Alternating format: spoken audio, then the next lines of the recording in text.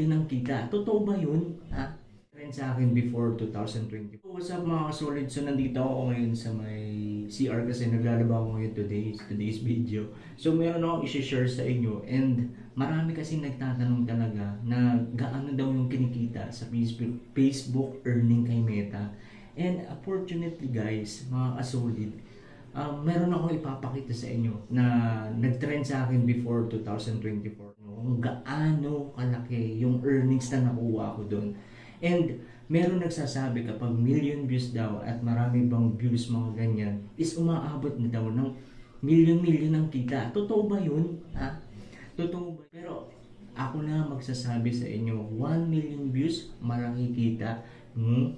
Hindi natin alam guys. Pero ito, papakita ko sa inyo yan. Ayan, nakikita nyo ba yan? So 2024, February 25. And makikita mo na ang views ko dyan is 1 million views. Ayan o, 1 million views yan mga kasolid. And ayan, mapapatunayan natin na hindi ganun kalaki yung kinikita sa bawat views natin na ina-upload.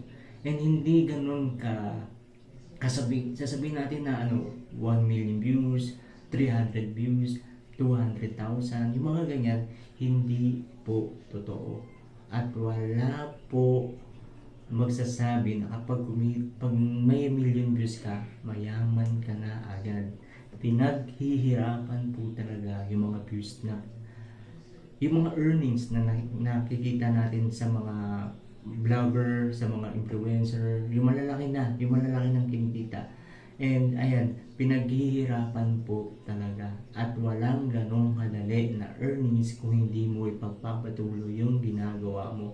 And ayan, marami pa akong gustong ipakita sa inyo na totoo at legit na maraming katanungan na tinatanong sa social media at nakikita ko yun. At ayan, isa sa patunay na yan na hindi po totoo na 1 million views is malaki na yung kinikita.